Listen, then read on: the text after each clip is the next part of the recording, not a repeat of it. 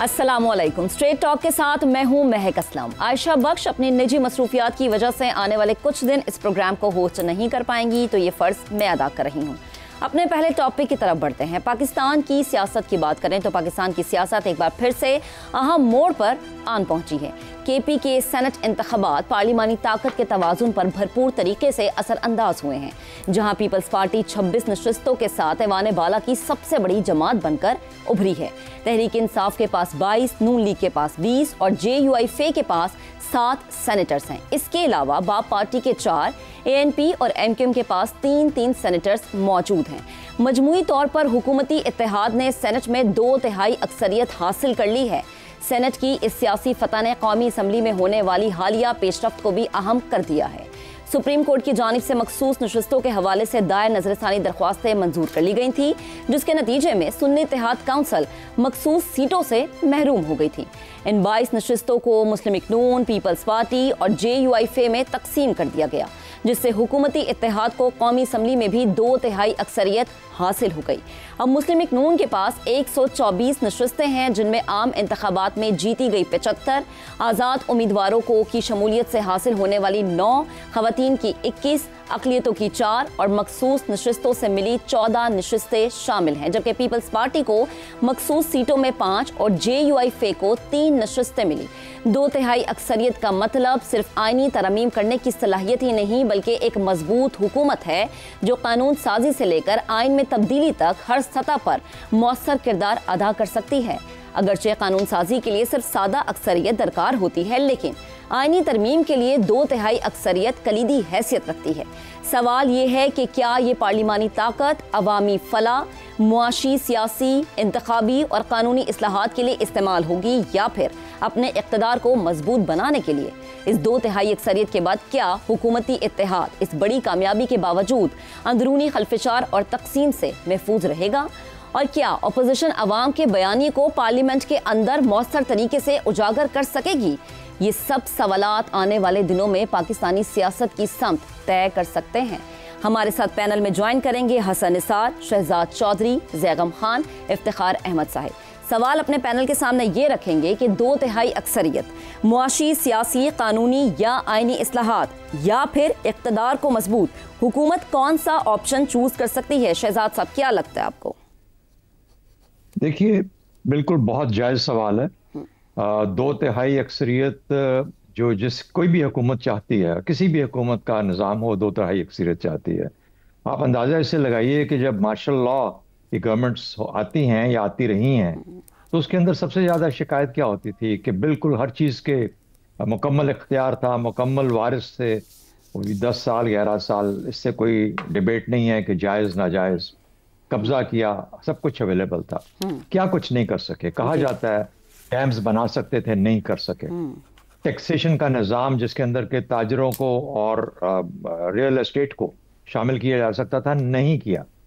उसके अलावा ऐसी इस्लाहात जो कि आम इंसान को फायदा दे सकती थी, जो करना चाहिए था, शायद वो उस वक्त कर लेते, जैसे पब्लिक सेक्टर एंटरप्राइजेज हैं, उनका जो नुकसान है, जो उनका लीकेज है, वो कर सकते थे, नहीं किया। क्या वजह थी? मार्शल लॉ हुकूमतें सियासी हुकूमतों से ज्यादा सियासी हो गई। उन्होंने अपने जो पीरियड था उसको दवाम देने की कोशिश की।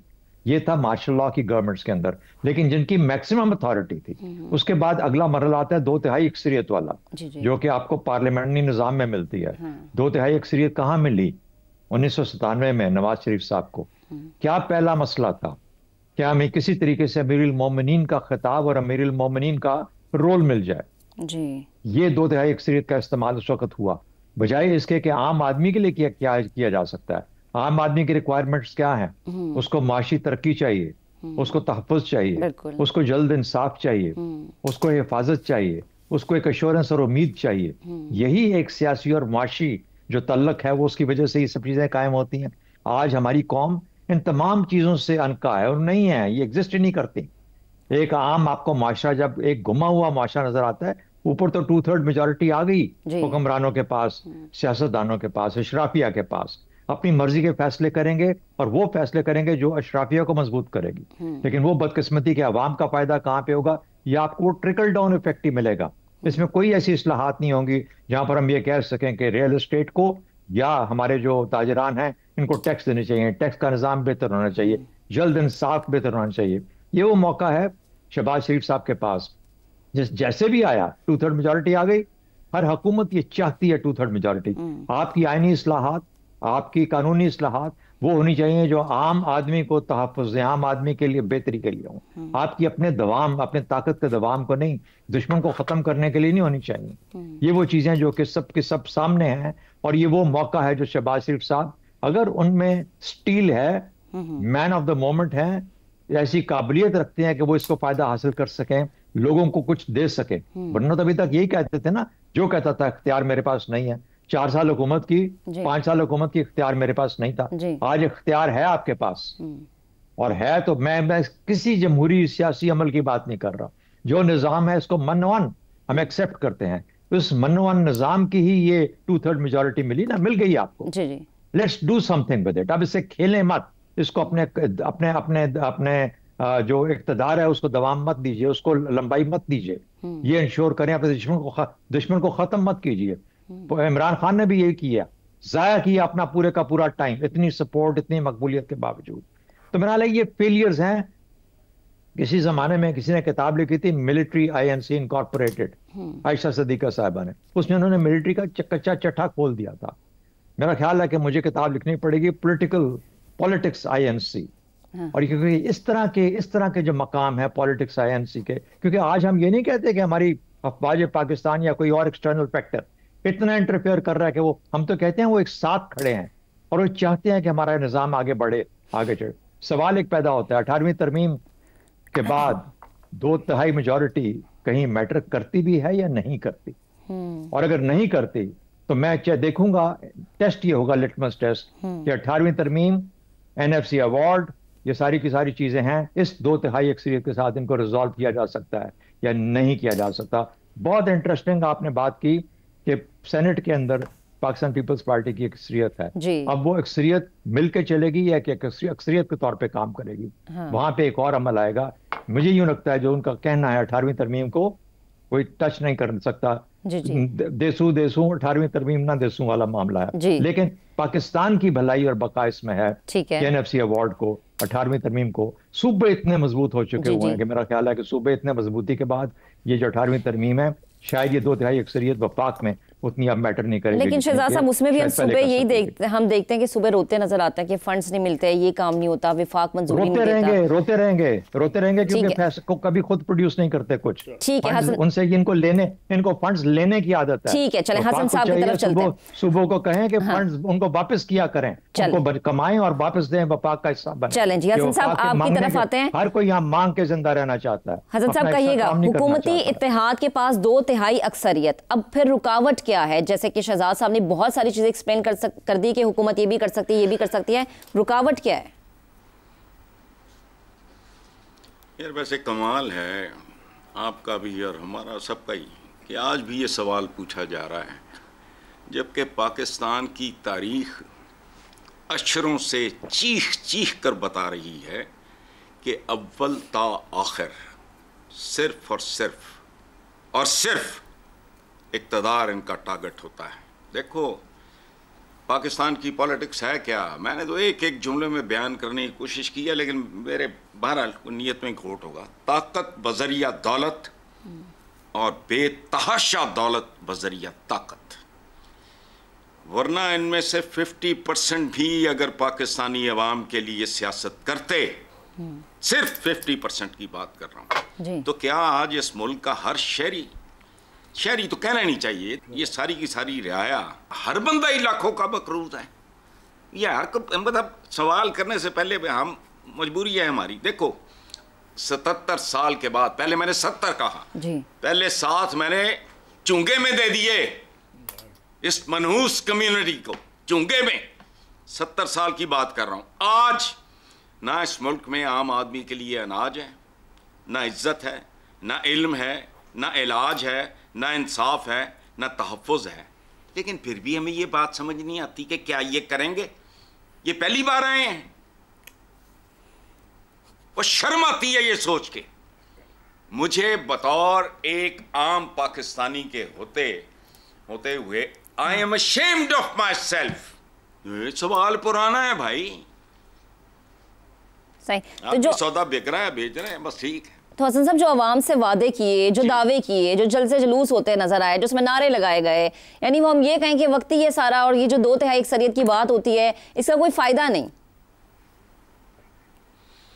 तो देखो, आप बुतों के साथ सामने जो मर्जी बातें कर लो, बेजान चीजें। रोटी कपड़ा मकान, आज भी वो पार्टी जिंदा है यार। 50 साल के बाद भी समझ नहीं आई। मैंने एक दफा ना, कुछ महीने पहले, मैं आखिरी बात सुन लो, पता नहीं इलेक्शन के सिंध में कोई लेके माइक को बच्ची फिर रही थी, तो उन्होंने कहा जी को पीपल्स पार्टी ने नहीं कुछ भी नहीं दिया, कुछ भी नहीं दिया। तो कहना जी वोट किनू दिता है? उन्होंने कहा जी रानी शहीद नो जी।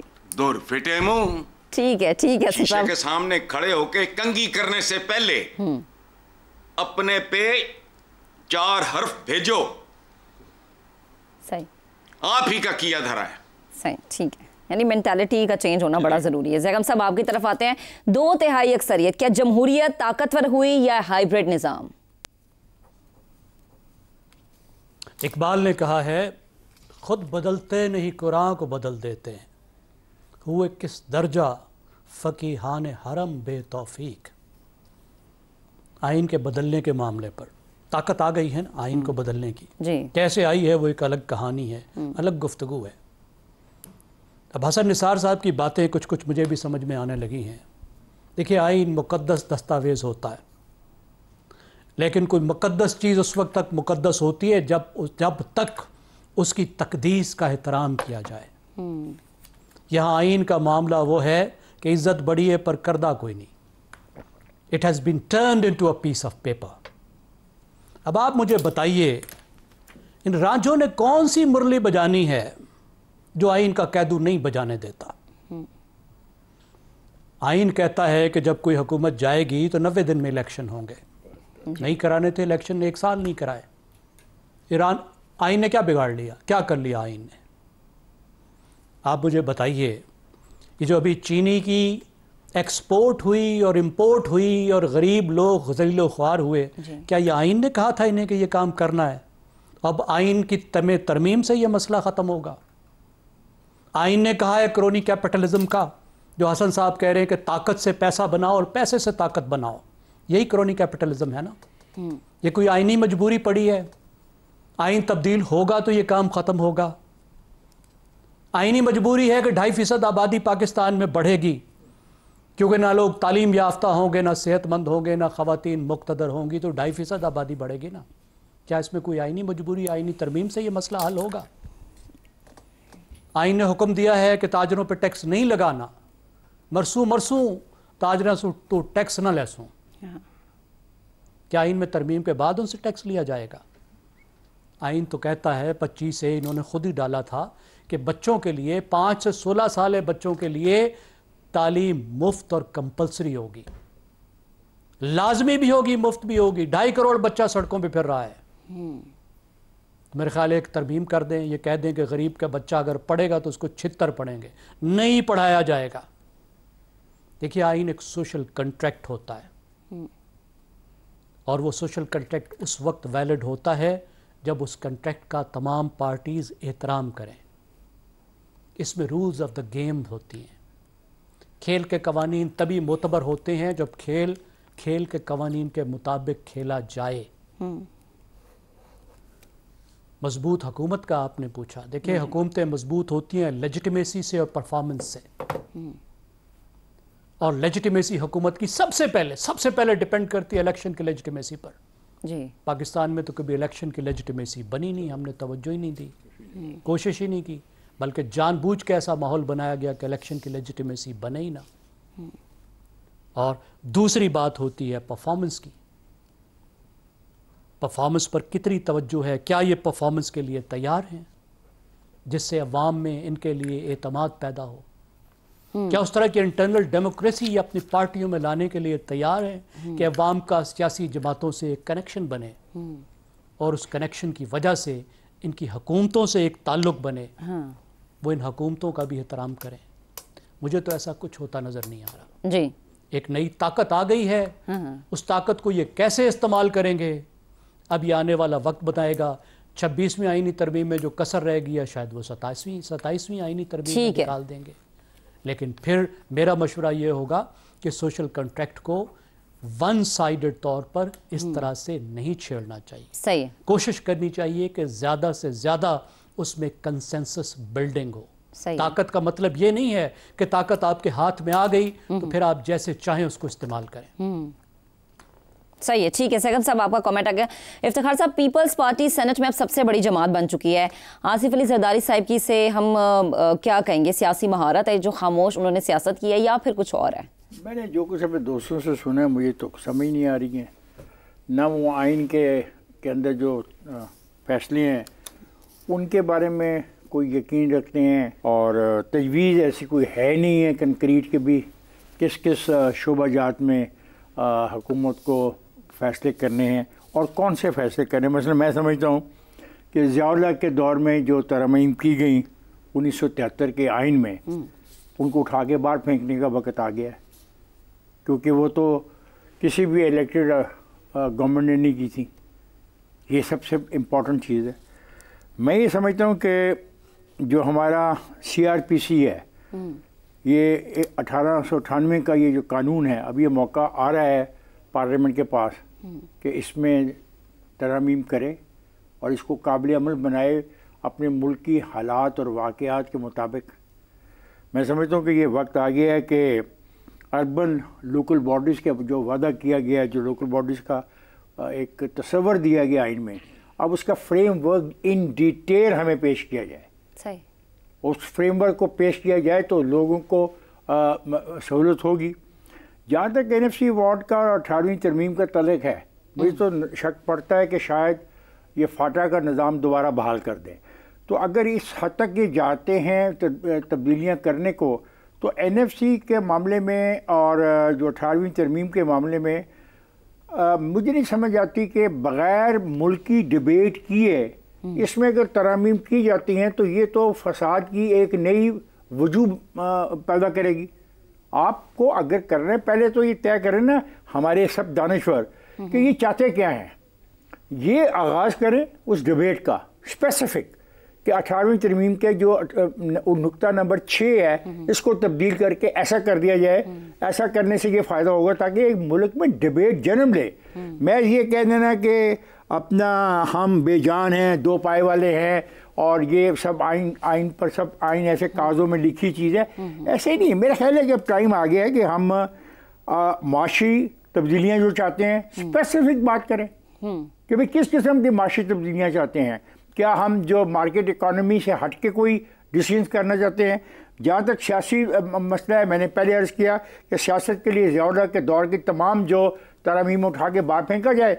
और जहाँ तक रहा इलेक्शन का निज़ाम कि इलेक्शन सिस्टम कैसा होना चाहिए, तो इससे ज़्यादा मजबूत इलेक्शन कमिश्नर कैसे हो सकता है, कमीशन कैसे हो सकता है। वोटिंग का तरीका कार बदलना चाहते हैं तो बिल्कुल that is the thing, debate इसके ऊपर करेंगे वोटिंग का तब करते हैं। और ये बात भी आती है कि सूबा एक बड़ा है तो सूबों को छोटा करना है, तो उसके लिए तय करेंगे क्या वो ज़बान की बुनियाद पे करना है या वसाइल की बुनियाद पे करना है। साहब, आप इतनी चीजें बता रहे हैं, लेकिन करेंगे या नहीं करेंगे? आप हर बात सुनती हैं सिवाय मेरी बात के। आप ये गलत करती हैं, आप हर बात सुनती हैं सिवाय मेरी बात के। और मैं अगर ये रवैया तो फिर मेरे से सवाल नहीं किया करें। अच्छा, आप अपनी बात अजीब बात कर रहे हैं आप। हमें जो कानूनी इस्लाहात की जरूरत है, हमारे कानून में इस वक्त में हमारी जो प्रोसिक्यूशन है वो नाअहली की कमाल पर पहुंची हुई है। और जो मुकदमे हम दायर करते हैं 7 से 8% से ज़्यादा मुकदमात में लोगों को इंसाफ नहीं मिलता। ये है वो चीज़ें डिबेट करने वाली, जिनका सिस्टम को ख़त्म करना होगा, सरदारी निज़ाम को ख़त्म करना होगा। और कैसे करना होगा, इसका मुतबादल क्या होगा, that should be the debate. और ये डिबेट हम करें, सरकार करे, लोग करें, पार्लियामेंट में हो, पार्लियामेंट के बाहर हो, देन ये जो 2/3 पावर इनके पास आती है तब इसका फायदा होगा। चलें, ठीक है जी। कमेंट आगे की जानिब से सहा मौजू पर अभी एक ब्रेक लेंगे। ब्रेक के बाद जब दोबारा हाजिर होंगे तो मॉनसून के तबाहकुन स्पेल की बात करेंगे। ब्रेक के बाद stay with us. Welcome back. Programme के इस हिस्से में हम बात करेंगे कि मॉनसून का सीजन सिर्फ बारिशों का नहीं बल्कि आवाम, हुकूमत, इंतजामिया और अर्बन प्लानिंग करने वालों के लिए आजमाइश का मौसम बन चुका है। हम बारहा अपने प्लेटफॉर्म से खबरदार कर रहे हैं, वेकअप कॉल्स देते रहते हैं, लेकिन हर साल की तरह इस साल भी ना संजीदा तैयारी हुई, ना कोई सिस्टम फाल नजर आया। मुल्क भर में मॉनसून बारिशों ने एक बार फिर से क़यामत बर्पा कर दी है। रावलपिंडी की निजी हाउसिंग सोसाइटी में बाप बेटी कार समेत बरसाती नाले में बह गए। चिल्लास में पिकनिक पर गई फैमिली के 2 अफराद सैलाब की नजर हो गए। एक बच्चा अब तक लापता है। मुल्क भर में खास तौर पर पंजाब में सैकड़ों अमवात हो चुकी हैं, जिसमें रोजाना इजाफा हो रहा है।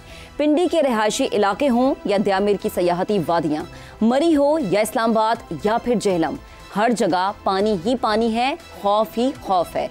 चिल्लास द्यामिर में सूरत हाल इस कदर खराब हो चुकी है कि इमरजेंसी नाफिज कर दी गई है। सड़कें, पुल, राबते टूट चुके हैं। मुतादिद सयाह लापता हैं। तरबेला डैम में एक और बड़े आबी रैले के दाखिल होने की पेशगोई खतरे की घंटी बजा चुकी है। मगर सवाल ये है कि क्या हमारी रियासत, मकामी हुकूमतें, डिजास्टर मैनेजमेंट इदारे भी जाग चुके हैं? ये सब पहली बार नहीं हो रहा, मगर शायद पहली बार हमें ये एतराफ़ करना होगा कि हमारे शहर, नाले और इंफ्रास्ट्रक्चर इस बदलते मौसम के लिए तैयार नहीं हैं। न शहरों में पानी के बहाव की साइंसी मनसूबाबंदी है, न नदी नालों की सफाई है, न ही हंगामी हालात से निपटने के लिए आवाम को बर वक्त खबरदार करने का कोई मौसर निज़ाम मौजूद है। ये महज बारिशें नहीं हैं, ये इंतज़ामिया के डूबते मनसूबाबंदी के बह जाने और इंसानी जानों के सस्ते हो जाने का मौसम है। हर साल की तरह इस साल भी रेन इमरजेंसी रेस्क्यू के लिए फौज की तलबी, सायरन और रिपोर्ट तलबी के अलावा क्या कुछ बदला है? ये सिर्फ कुदरती आफत नहीं बल्कि हमारी इज्तिमाई गफलत, बेहिसी और नाकिस गवर्नेंस का नतीजा है। ये है कि कब हम संजीदा होंगे, कब अर्बन प्लानिंग, माहौलियाती खतरात और डिजास्टर मैनेजमेंट को सिर्फ फाइलों से निकालकर जमीन पर उतारेंगे, कब हम बारिश से तबाही नहीं रहमत का फायदा उठा सकेंगे। सवाल अपने पैनल के सामने हम ये रखेंगे कि तूफानी बारिशें, लैंडस्लाइडिंग, सैलाब, हादसात, सैकड़ों अमवात, पानी की गुजरगाहों पर गैर कानूनी तामीरात, बार बार वार्निंग्स, फिर भी हुकूमत और इंतजामिया की नाअहली बरकरार क्यों है? जैगम साहब कमेंट कीजिएगा। एक अफरियत हमारी तरफ आ रहा है और हम ढोल बजाकर उसको भगाने की कोशिश कर रहे हैं। अभी ये जो मॉनसून है 30 साल के एवरेज से कोई 80% ज़्यादा बारिश हो चुकी है जी। और 3 साल पहले 2022 में इतना नुकसान हुआ था कि पाकिस्तान जैसे मुल्क के लिए $40 बिलियन का लॉस था जी। 2000 लोगों की अमवात हुई थी और 3 साल हो गए। कौन सी तैयारी हुई, क्या किया गया, किस तरह से गवर्नेंस बेहतर की गई, प्लानिंग के लिए क्या किया गया? मुझे तो कुछ मालूम नहीं है, सिवाय इसके को कोशिश करते रहे कि बाहर से कहीं फंडिंग आ जाए और ढोल बजाते रहे कि इतने पैसे मंजूर हो गए, इतने पैसे मंजूर हो गए, और आया कुछ भी नहीं। इसके अलावा क्या किया गया? देखिए, एक तो हमारा मसला ये है कि गुर्बत है और आबादी बढ़ रही है और इसका ताल्लुक भी गवर्नेंस से है। लोग वहाँ पे गुर्बत की वजह से घुस रहे हैं जहाँ नहीं घुसना चाहिए।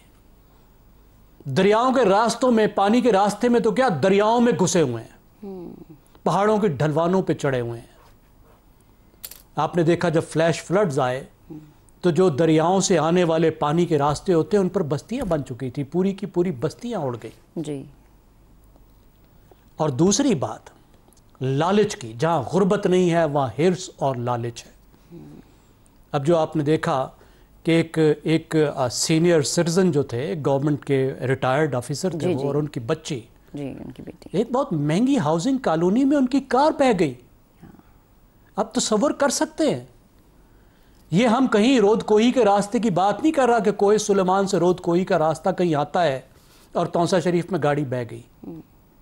हम इस्लामाबाद रावलपिंडी के एक पॉश सेक्टर की बात कर रहे हैं और वहाँ के बरसाती नाले की बात कर रहे हैं जो रोड के इतने करीब था। वहाँ की प्लानिंग की बात कर रहे हैं क्योंकि महंगी तरीन हाउसिंग सोसाइटीज़ ने पानी के रास्तों को प्लाट बनाकर बेच दिया है और प्राइवेट हाउसिंग सोसाइटीज़ की बात नहीं है। आप मोहतरमा CDA को ज़रा आकर देखिए कि इस्लामाबाद की एक तरफ तमाम पहाड़ हैं, पहाड़ों से पुराने चश्मे आते हैं, बड़े खूबसूरत चश्मे जो साफ़ पानी लाते थे, और जाहिर है बारिश में वो बहुत ज़्यादा पानी भी लाते थे। उन तमाम को कंक्रीट की नालियां बना के गटर बना दिया गया है और प्लाट बना के बेच दिए गए हैं। सिर्फ उनको छोड़ देते तो इस्लामाबाद दुनिया का खूबसूरत तरीन शहर बनता है, जहां कोई 10 जो हैं वो चश्मे ऊपर से आते और नीचे से गुजरते। सही। लेकिन लालच है ना जी। जी जी। और फिर उसके बाद आखिरी बात है कि प्लानिंग का क्या हाल है। प्लानिंग कौन करेगा, अमल दरामद कौन करेगा, वो इदारे कहाँ हैं, लोकल गवर्नमेंट कहाँ है। सही है। जो काम आज के दौर में इतना आसान है, सैटेलाइट से सब कुछ कर सकते हैं, टेक्नोलॉजी बिल्कुल जैगम साहब। और पाकिस्तान के लिए, पाकिस्तानी अवाम के लिए ये सब कुछ एक मुश्किल इम्तिहान बना हुआ है, जिसके मनासिर भी हम दिखा रहे हैं। हसन साहब आपकी तरफ आते हैं। पहले ही खबरदार किया गया कि 25% ज्यादा बारिशें होंगी। पहले खबरदार करने के बावजूद हमारे इदारे इतनी सकत नहीं रखते, इतनी सलाहियत नहीं रखते कि इस दबाव को, इस प्रेशर को बर्दाश्त कर सके। वजह क्या है? देखिए, पहली बात तो ये जो जैगम साहब ने अभी बताया, ये मेरे लिए इसलिए हैरान कुन नहीं है। मैं am not familiar with Kufa. मैं इस्लामाबाद को कूफा लिखता रहा हूँ और कहता रहा हूँ। जो बात जैगम साहब ने की है, मेरे लिए वो हैरान कुन इसलिए नहीं कि लाहौर के डिफेंस से लेके बहरिया टाउन तक, अनफॉर्चुनेटली, मतलब खुशी की बात नहीं है, लोगों के बेसमेंट्स जो हैं वो स्विमिंग पूल्स में तब्दील हो चुके। ट्रू। हमारे घर में भी एक अच्छा बड़ा बेसमेंट है, वो बचत हो गई, लेकिन पानी वहां भी आया। लेकिन मुझे किसी ने बताया कि डिफेंस में बहुत बुरा हाल है और बैरिया टाउन में उससे भी बुरा हाल। बहरहाल ये मैंने कहा कि मैं भी थोड़ा इसमें कंट्रीब्यूट कर दूं। अच्छा, सवाल आपका जो है वो कि फिर भी ये हुकूमत और इंतज़ामिया की नाअहली बरकरार क्यों? तो पहले ये बताएं कि क्या ये हुकूमत कोई नई है या इंतज़ामिया नई है? बताएं मुझे। नहीं, सारे पुराने, लेकिन फिर भी कोई तब्दीली, कोई तैयारी तो होती है ना। ना, प्लीज प्लीज प्लीज, आप अपने सवाल की कमजोरी पे बेटा पर्दा ना डालें। ना हुकूमत नहीं है, आजमाए हुए लोग हैं, कब से चिमटे हुए हैं पाकिस्तान के जोंकों की तरह। इंतजामिया भी वही है।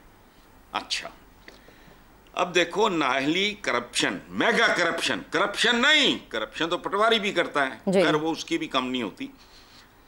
अवाम का मल्टी डायमेंशनल इस्तेसाल, उर्दू में ज्यादा मुश्किल है, कसीरुल जेती इस्तेसाल वगैरह, हमारे ये सारी चीजें हमारे 99% पॉलिटिशियंस का जेवर है। ठीक है, ये गलाजत जी सियासत में 77 नहीं तो 70 साल से अरूज पे, सही है, गहरी पेवस्त हो चुकी है। ठीक है, ये हमारे सियासी जिस्म का, ये कम्युनिटी जो है, ये हमारा सियासी जिस्म है ना जी जी, ये इसके डीएनए में शामिल हो चुका है। सही। और डीएनए तब्दील नहीं हो सकता, इसमें अगर कोई है तो अच्छा, और अवाम का जवाब नहीं। हाँ जी, जो उसी तार के लौंडे से दबा लेते हैं हर बार। यानी फिर हम हसन साहब कह सकते हैं अवाम तो बेचारी मासूम है ना, हर दफा एक्सपेक्टेशंस लगा के बैठ जाती है। भाई ब्रेक लेते हैं, ब्रेक के बाद दोबारा हाजिर होंगे, साथ रहेगा। वेलकम बैक जी वंस अगेन। अभी हम बात कर रहे हैं मानसून के धुआंधार स्पेल की, तबाही वाले स्पेल की। अच्छा इफ्तिखार साहब, नालों की सफाई, सिवरेज सिस्टम और नशेबी इलाकों से इनखला, हमेशा इन्हीं मामलात की निशानदही होती है, लेकिन इस्लाहात नहीं होती। करनी चाहिए, और आपका जो इंट्रो है बड़ा मजबूत इंट्रो था। और लेकिन एक और मैं बात कहना चाहूँगा कि हम अगर लोगों को मना करें कि इस रास्ते से मत जाओ, ये रास्ता मुनासिब नहीं है, मौसम अच्छा नहीं है, बारिश हो रही है, तो लोग आपकी बात नहीं मानते। और अगर आप उनको रोक लें तो फिर वो कोई चोरी का रास्ता ढूंढने की कोशिश करते हैं। हालांकि वहाँ पे अजनबी होते हैं, ख़ास तौर पे इन पहाड़ी इलाकों में जो लोग जाते हैं मैदानी इलाकों से, ये उनके रास्तों को इतनी अच्छी तरह जानते तो है नहीं है। और फिर जो ये स्लाइडिंग होती है, लैंड स्लाइड होती है, ये बड़ी ख़तरनाक है। और ये जो क्लाउड बस हम सोच रहे हैं, यकीनन ही जब बारिश की इतनी तेज़ी से बारिश आती है और वो पत्थरों पे गिरती है और रास्ता वो बनाती है ढलवान का, जब वो रास्ता बनाती है तो इतने बड़े पत्थरों को भी साथ लेके वो चली जाती है। और अगर पीछे किसी को कह दो कि यार आगे मत जाओ, आगे शदीद बारिश हो रही है, तो वो आपकी मानते नहीं है। ये भी एक बदनसीबी है हम लोगों की कि हम किसी की मानते नहीं। दूसरी बात आपने कही कि अब ये सिलसिला कई साल तक जारी रहेगा, क्योंकि ये जो इलाका है ये उस क्लाइमेट के हिस्से में आ गया है जो जिसके बारे में कहा जा रहा है 5 मुतासर होने वाले जो इलाके हैं उसमें से ये Pakistan is one of them. और ये भी कहा जा रहा है कि ये जो स्पेल है हमारा बारिशों का, आप देखें ये लाहौर से इधर को जा रहा है, सरगोदे की तरफ जा रहा है। जी जी। ये एक नोटिसेबल चीज़ है। तो ये चीज़ें हमें हमारी हुकूमतों को पता है, माहिरीन को पता है, अब करना क्या है। हाँ। फिर मैंने पिछले प्रोग्राम में कहा जब तक आप मास्टर प्लानिंग नहीं करेंगे नहीं होगा। जो आज वाकया हुआ है, अगर दरियाए सवान के बेड में अपना आप बिल्डिंग्स बनाएंगे तो नतीजा इतने ही अफसोसनाक होगा जिस अफसोसनाक नतीजे को मैं देख रहा हूँ। अंग्रेजों ने हमेशा रास्ता दिया। मैं जब जाता था अपने गांव, तो पुलियां थी नीचे सड़क के, तो मैं अपनी वालदा से पूछता था माँ ये छोटी छोटी पुलियां क्यों बनाई हैं? उसने कहा ये पानी के बारिशों के पानी के लिए बनाई हैं। हमने वो सब कुछ बंद कर दिया। यानी हमने जो भी प्लानिंग थी उसमें भी पानी भेज दिया। खास तौर पे जो हमारा नॉर्दर्न एरिया है, प्लीज नॉर्दर्न एरिया के लिए कोई बहुत संजीदा किस्म के एफर्ट की जाए तो तब ये नुकसान से बच सकेंगे जिस नुकसान से हुआ। और ये इस साल का नुकसान बदतरीन जानी नुकसान हुआ है, माली नुकसान हुआ है। इससे बचने के लिए एक स्ट्रॉन्ग प्लानिंग की जरूरत है। चलें शहजाद साहब आपकी तरफ आते हैं। पानी की गुजरगाहों पर तामीरात किसकी इजाजत से हुई और क्या इन जिम्मेदारों के खिलाफ कोई कार्रवाई होगी? देखिए, मेरे भाई इफ्तिखार अहमद ने पहले सवाल के जवाब में कहा कि हमें कॉन्क्रीट आइडियाज देने चाहिए। अब हमारा मसला ये है कि लिख हमने सफ़े काले कर दिए पिछले, मैं तो 18 साल से लिख रहा हूँ, ये उससे भी ज़्यादा लिख रहे हैं, हसन साहब पता नहीं 30 सालों से लिख रहे हैं। लेकिन बदकिस्मती ये है कि हमारे यहाँ पढ़ता कोई नहीं और हम बार बार एक ही चीज़ को दोहराते रहते हैं। हम भी दोहरा के अब तंग हो चुके हैं। हम जो सवाल हम जवाब कर रहे हैं ना, इसका जवाब मैं कॉन्क्रीट टर्म्स में देने की कोशिश करता हूँ। एक नया लाहौर हम बसा रहे हैं रावी अर्बन डेवलपमेंट अथॉरिटी के नीचे जी। क्या रावी अर्बन डेवलपमेंट अथॉरिटी ने ये फैसला किया है कि वहां पे हम कितने लोगों का शहर बसाएंगे और उससे नंबर आगे नहीं जाने देंगे? उन लोगों के लिए पानी के निकास का मंसूबा क्या होगा और किस तरीके से उसको पानी को निकास किया जाएगा? तीसरा, पानी पीने का पानी हम उनको जो देंगे वो किस तरीके से प्रोवाइड करेंगे? चौथा, जब हम ये शहर बनाएंगे तो हम जो आबी रास्ते हैं, बारिशों के हों या दरियाओं के हों या उनके स्ट्रीमलेट्स के हों, वो हम रास्ते रोकेंगे नहीं, बल्कि वो रास्ते छोड़े रखेंगे ताकि पानी रावी के अंदर चलता रहे। फिर उसके बाद इंफ्रास्ट्रक्चर ऐसा बनाएंगे कि जितनी गाड़ियां उतनी होंगी जितनी हमने प्लान की हुई हैं। और अगर चूंकि हम तो इसके माहिर नहीं हैं और इसके लिए तो माहिर चाहिए चीजें प्लानिंग करने के लिए। उम्मीद है राफे आलम वहां पे लाहौर में आज भी मौजूद होंगे, अर्बन डेवलपमेंट अथॉरिटी के ऊपर लिखते भी हैं और इसके माहिर भी हैं। उन जैसे या वो या कोई और उन जैसे लोग मिलकर, देखिए जब तक डीएमजी के हम चक्रों में पड़ते रहेंगे हम कुछ काम नहीं कर नहीं पाएंगे। ये कॉन्क्रीट एक आइडिया है, एक नया शहर बसाने जा रहे हैं, उनको हम किस तरीके से उन शहरियों को हिफाजत दे सकते हैं जो लोग वहां पे रहेंगे और उस किस्म के जो जिन्हें हम नेचुरल डिजास्टर्स कहते हैं ये नहीं आएंगे। दूसरी बात, इतनी बारिश, ग्लेशियल बर्स्ट की हम बात करते हैं कि जी इतनी गर्मी हो गई है, क्लाइमेटिक चेंज है, ये है वो है, कितना पानी पाकिस्तान में बहा है इस साल।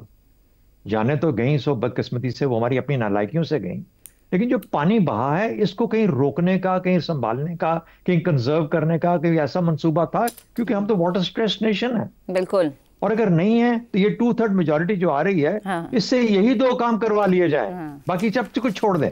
सही। तो इनको यही 2 काम करवा लें तो मेरा ख्याल है कि जो 2/3 मेजोरिटी है किसी पास से लग जाएगी और हम कहेंगे कि हमने इसे हासिल कर लिया। चलें ठीक है शहजाद साहब, आपका भी कमेंट आ गया, अपने पैनल करेंगे। तो जब तक आपके पास प्लानिंग नहीं होगी तब तक आप बारिश जैसी रहमत से फायदा नहीं हासिल कर सकेंगे। इजाजत दीजिए, कल आपसे फिर से मुलाकात करेंगे। अपना बहुत सा ख्याल रखिएगा। अल्लाह हाफ़िज़।